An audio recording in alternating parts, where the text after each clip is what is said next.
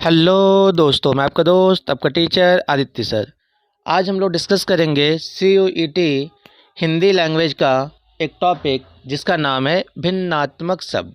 भिन्नात्मक शब्द मतलब क्या होता है कि दो शब्द दिए रहेंगे मिलते जुलते, उन दोनों के जो मीनिंग होंगे वो अलग अलग होंगे। तो वही आज हम लोग डिस्कस करने वाले हैं। भिन्नात्मक शब्द का आज हम लोग सेट नंबर 1 देखेंगे। क्वेश्चन नंबर फर्स्ट, परुष पुरुष शब्द युग्म का सही अर्थ क्या है? ठीक है, तो यहाँ पे ये जो दिया हुआ है परुष, इस परुष का मतलब होता है कठोर। परुष का मतलब क्या होता है? कठोर। और आपको दूसरा तो पता ही होगा कि इस पुरुष माने क्या होता है? आदमी। तो देखिए आदमी किस पे दिया हुआ है? ऑप्शन नंबर सेकेंड में। क्वेश्चन नंबर सेकेंड, प्रहार और परिहार शब्द युग्म का सही अर्थ क्या है? तो ये जो प्रहार होता है, प्रहार माने होता है किसी को मारना, जैसे बोलते हैं ना प्रहार करो, माने प्रहार माने मार देना किसी को।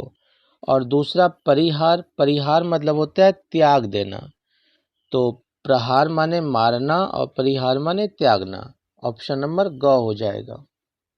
क्वेश्चन नंबर थर्ड, पर्जन्य और परिजन शब्द युग्म का सही अर्थ क्या है? तो देखिए, अगर पहला परिजन्य माने नहीं पता होगा आपको, लेकिन ये परिजन मतलब तो आप जानते ही होंगे। परिजन माने क्या होता है? परिवार के लोग। तो कभी कभी एग्जाम में अगर आपको एक का भी पता है तो उससे भी आप आंसर लगा सकते हैं। जैसे परिजन माने क्या होता है? परिवार के लोग। देख लीजिए चारों में कहाँ है परिवार के लोग? ऑप्शन नंबर फोर्थ में, कि पर्जन्य माने क्या होता है? मेघ। क्वेश्चन नंबर फोर्थ, कक्षा और कक्षा शब्द युग्म का सही अर्थ क्या है? तो ये जो पहला कक्षा है, इस कक्षा का मतलब क्या होता है? छात्र। तो देख लीजिए छात्र समूह और जंघिया। क्वेश्चन नंबर 5 देखिए, ये पहला जो है हमारा, इसका मतलब होता है वंश, और सेकंड का मतलब क्या होता है? किनारा। तो ऑप्शन नंबर ग। क्वेश्चन नंबर 6, कलमश और कुलमाश शब्द युग्म का सही अर्थ क्या है? कलमश माने होता है कालिक। क्या होता है? कालिक। तो कालिक देखिए किस में दिया हुआ है? ऑप्शन नंबर घ में दिया हुआ है। क्वेश्चन नंबर 7, कृतज्ञ और कृतधन शब्द युग्म का सही अर्थ क्या है? कृतज्ञ माने होता है उपकार को मानने वाला, और कृतधन किसको बोलते हैं? जो उपकार को ना माने। या आपके वन वर्ड वाले में भी आते हैं, माने अनेक शब्दों के लिए एक शब्द में, कि उपकार मानने वाले को क्या बोलते हैं? कृतज्ञ, और उपकार न मानने वाले को कृतधन। तो इसका आंसर हो जाएगा option number first. Question number 8, बड़ाई और बढ़ाई शब्द युग्म का सही अर्थ क्या है? बड़ाई का मतलब होता है किसी की प्रशंसा करना, और बढ़ाई माने होता है बढ़ोतरी। Option number first. Question number 9, इति और इति शब्द युग्म का सही अर्थ क्या है? तो ये जो पहला इति दिया हुआ है, इस इति का मतलब होता है समाप्त होना, और दूसरा इति माने होता है विघ्न। तो देख लीजिए किस में है? ऑप्शन नंबर घ में हो जाएगा।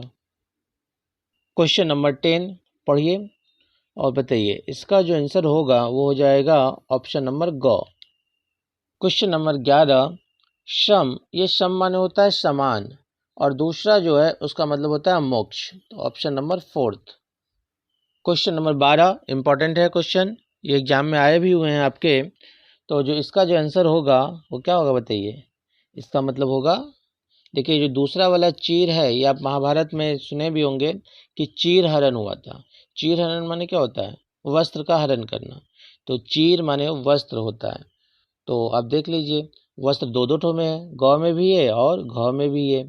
और पहला जो चीर दिया है, इस चीर का मतलब क्या होता है? प्राणा। ऑप्शन नंबर घ। अंश और अंश शब्द युग्म का सही अर्थ क्या है? तो पहला वाला जो है इसका मतलब होता है कंधा, और दूसरा वाला अंश माने क्या होता है? किसी चीज का हिस्सा होना, अर्थात किसी चीज का भाग। तो ऑप्शन नंबर सेकेंड हो जाएगा। क्वेश्चन नंबर 14, गृह और ग्रह शब्द युग्म का सही अर्थ क्या है? गृह माने होता है घर, और ग्रह माने होता है, जैसे बोलते हैं ना तुम्हारा ग्रह नक्षत्र सही नहीं चल रहा है, तो ग्रह माने क्या होता है? नक्षत्र। तो घर और नक्षत्र किस ऑप्शन में? ऑप्शन नंबर ग में। क्वेश्चन नंबर 15, चित्त और चित्त शब्द युग्म का सही अर्थ क्या है? चित्त का मतलब होता है मन, और दूसरा जो है वो चित्त माने होता है पीठ के बल लेटना। या पीठ केवल पड़ा होना, इस तरह की बातें। तो इसका हो जाएगा ऑप्शन नंबर घ। क्वेश्चन नंबर 16, अण और अनु शब्द युग्म का सही अर्थ क्या है? तो अण का मतलब होता है कण और अनु का मतलब होता है पश्चात, माने बाद में, इस तरह की बात। तो देख लीजिए किस ऑप्शन में, ये जो है ऑप्शन नंबर क में दिया हुआ है, कण और पश्चात। क्वेश्चन नंबर 17, अभियुक्त मतलब अपराधी और अभियुक्ति माने टिप्पणी, ऑप्शन नंबर ग हो जाएगा। क्वेश्चन नंबर 18, अभिराम और अविराम शब्द युग्म का सही अर्थ क्या है? अभिराम मतलब होता है सुंदर और अविराम माने होता है कंटिन्यू, मतलब लगातार। तो पहला देखिए अभिराम है तो सुंदर हो जाएगा, ऑप्शन नंबर घ में। क्वेश्चन नंबर 19, अमित और अशित शब्द युग्म का सही अर्थ क्या है? अमित का मतलब होता है बहुत और अशित माने होता है शत्रु, ऑप्शन नंबर फर्स्ट।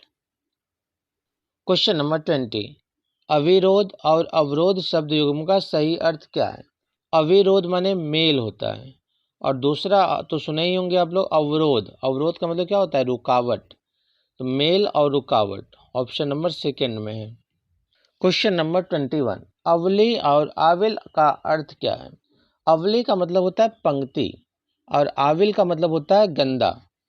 तो किसमें है? ऑप्शन नंबर फोर्थ में दिया है। मंदिर और मंदिरा युग्म का उपयुक्त अर्थ वाला युग्म कौन सा है?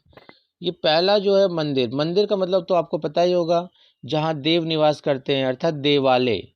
और दूसरा मंदिरा का मतलब होता है अश्वशाला। किस ऑप्शन में दिया हुआ है? ऑप्शन नंबर फोर्थ में। क्वेश्चन नंबर 23 जो दिया है, इस टुक, टुक का मतलब होता है थोड़ा और दूसरा जो दिया है टुक, टुक माने होता है टुकड़ा। तो देख लीजिए किसमें है, ऑप्शन नंबर फर्स्ट में। क्वेश्चन नंबर 24 देखिए और बताइए इसका आंसर क्या होगा? इसका हो जाएगा option number second. Question number 25, आचार, आचार का मतलब होता है रीति या व्यवहार और दूसरा आचार्य, आचार्य मतलब क्या होता है? आचार्य माने विद्वान जो लोग होते हैं उनको आचार्य बोला जाता है। तो इसका आंसर हो जाएगा ऑप्शन नंबर ग। क्वेश्चन नंबर 26 देखिए, ईशा, इस ईशा का मतलब होता है ऐश्वर्य और दूसरा जो है उसका मतलब होता है हाल की लंबी लकड़ी, option number fourth. Question number 27, उपल और उत्पल शब्द युग्म का सही अर्थ है? उपल का मतलब होता है ओला और उत्पल का मतलब होता है कमल। कौन सा ऑप्शन हो जाएगा? Option number first. Question number 28, नीचे दिए गए शब्द युग्म के सही अर्थ भेद का चयन कीजिए। ताक और ताक, या पोर्ट सुने हैं ना, ताक, ताक माने से गाना भी आप लोग सुने हैं ना, ताकते रहते हैं सुबह सवेरे। तो ताक माने क्या होता है? घूर कर देखना और दूसरा ताक, ताक माने क्या होता है? दीवार का जो आला होता है उसको बोलते हैं। ऑप्शन नंबर ग, घूर कर देखना और दीवार का आला। क्वेश्चन नंबर 29, बहन और वहन का युग्म का अर्थ बताना। बहन माने होता है भगनी और वहन, वहन माने होता है ढोना, ऑप्शन नंबर ग में।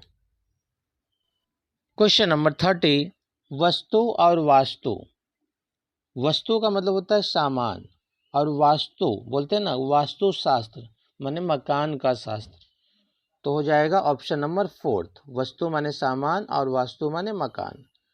इस तरीके से टोटल हम लोग आज 30 इंपॉर्टेंट MCQ जो थे वो डिस्कस किए।